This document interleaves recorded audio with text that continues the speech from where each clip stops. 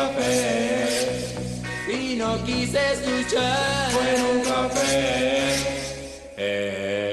El levantamiento del Cerro de Mercado es un movimiento promovido por los industriales forestales. Se ha tratado de manejar que los estudiantes estaban preocupados por la falta del desarrollo de Durango y veían en el cerro la preocupación de que el cerro se iba al fierro para Monterrey y no dejaba desarrollo en Durango. Esa fue la plataforma que se planteó, que se manejó como imagen mediática. Pero la verdad es que el movimiento estaba financiado por los industriales forestales, la Cámara de Comercio y los industriales forestales, porque lo que estaban era buscar una forma de presionar al gobierno federal para que levantara la veda forestal.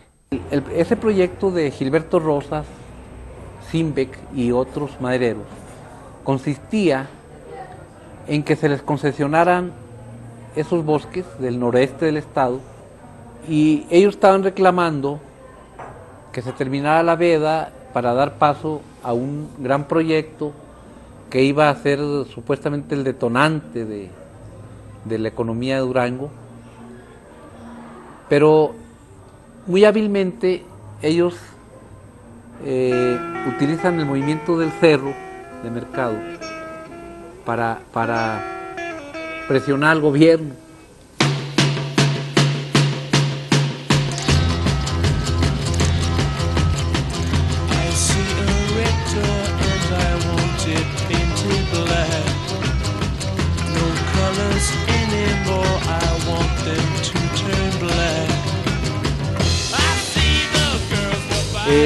El movimiento estalla el día 2 de junio de 1966.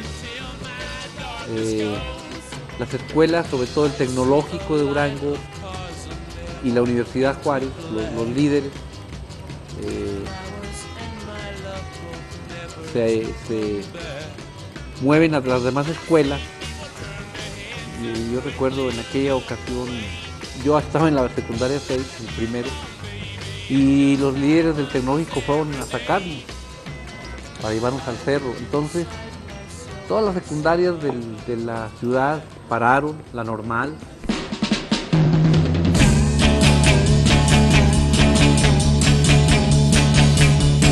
Se ha de decir que se formó un comité de abastos que recolectaba víveres para los campamentos, se formaron campamentos allá, para vivir allá. Y lo que sobraba ya era comida. Bueno, todo esto estuvo muy bien articulado por una razón. Era la iniciativa privada de Durango, las comerciantes, los que estaban sosteniendo el movimiento, pero particularmente los madereros. Los madereros eran los ricos de aquel tiempo y ellos eran los que aportaban lo que sostenía el movimiento. Y entonces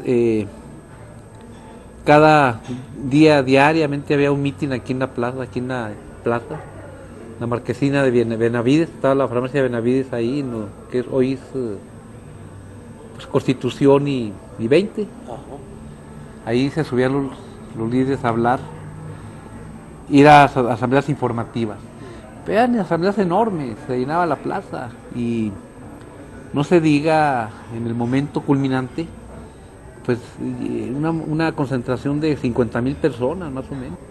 Ya para finales de julio hay desaparición de poderes, pero no por la fuerza de los estudiantes, sino porque el gobierno federal ve que el gobernador está siendo aliado de los estudiantes.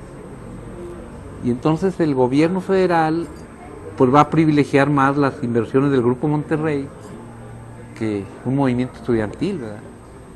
Y entonces declara la desaparición de poderes, que era Enrique Dupré Ceniceros, el gobernador, lo tumban y ponen a quien había sido rector del Instituto Juárez y de la universidad, el licenciado Ángel Rodríguez Solorza. Él pone de gobernador un poco para conseguir convencer a los estudiantes que ya le pare, que ya termine el movimiento. Y efectivamente el movimiento termina de manera abrupta. Luego hay una ruptura en la organización estudiantil, los estudiantes del Tecnológico son los que inician el movimiento pro industrialización, esa era el eslogan, porque proindustrialización era muy vago y bueno, finalmente, ¿cómo quieren? Pues levantan la veda y se industrializa, ¿verdad? Esa era la estrategia que se había planteado. Esta estrategia planteaba la necesidad de lanzar una campaña, paralizar la mina del Cerro para obligar al gobierno federal que volteara, hacerle presión a Díaz Ordaz, que era el presidente de la República, para que levantara la veda forestal y todo resuelto, ¿no? Pero pues Díaz Ordaz no se dejó, finalmente no era la forma como él actuaba, él siempre actuó de una manera diferente, nunca permitió que el presidente de este tipo, de ahí los actos represivos que hizo por todos lados. Aquí en Durango no hubo represión a los estudiantes porque de alguna manera era un movimiento que se planteó muy bien desde la cúpula del poder local, que logró involucrar incluso al mismo mando del ejército, y esto le permitió entonces pues que en su momento no se actuara de manera violenta contra los estudiantes. Pero tampoco al final del movimiento se logró la industrialización de Durango, ni se logró la creación de una fundidora, que era lo que planteaban un grupo, pues es donde hubo la decisión del movimiento, que fue lo que lo hizo fracasar. En un momento dado el grupo del tecnológico seguía luchando por la industrialización, es decir, levantar la veda forestal, y por otro lado el grupo universitario se la creyó que era lo de la fundidora, que era lo de ser, y ellos iban por la fundidora. Y entonces eso escindió a los dos grupos, provocó una fractura interna en la organización estudiantil, y eso hizo que el movimiento finalmente abortara y terminara, y dejara en la comunidad la sensación de un movimiento vendido.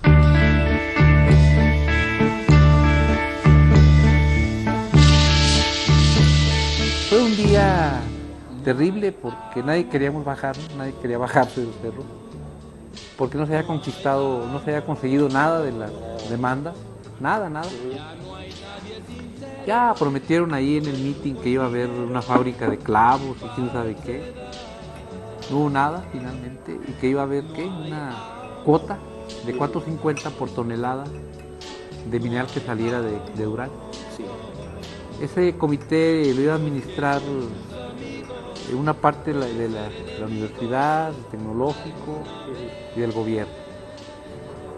Jamás se supo nada de en qué quedó esa cuota. La verdad es que al término del movimiento, lo que produce de reacción inmediata política es que al gobernador es depuesto, el Senado de la República desconoce al gobernador y nombran un nuevo gobernador. Y el otro producto es que se levanta la veda forestal, sí se levanta la veda forestal. Sin embargo, el gobierno federal crea una organización, una paraestatal, para explotar la madera de las zonas donde se levanta la veda forestal. Es decir, se levanta la veda forestal, pero no se le entrega el bosque a los industriales madereros. Se crea una industria paraestatal para que pueda impulsar este desarrollo. Y esa industria paraestatal es Proformex. Ese es el ambiente previo al movimiento urbano popular. Cuando termina el movimiento del 66, se queda la expectativa de que va a haber industrialización, de que van a llegar fábricas, de que se van a instalar fábricas en Durango, porque eso fue el acuerdo que se dijo. Finalmente se va a poner una fábrica de clavos, una fábrica de alambres, un montón de fábricas que se anunciaron que se iban a poner, que la industria del fierro iba a ponerlas aquí y demás. Toda esta serie de plantas, en un lapso de algunos años se iban a colocar esas plantas. Nunca llegan, pero sí provoca que la sequía que se vivía en el estado, otros problemas que se tenían en el estado, pues provoca una migración muy fuerte del campo a la ciudad, con la expectativa de que en la ciudad iba a haber trabajo.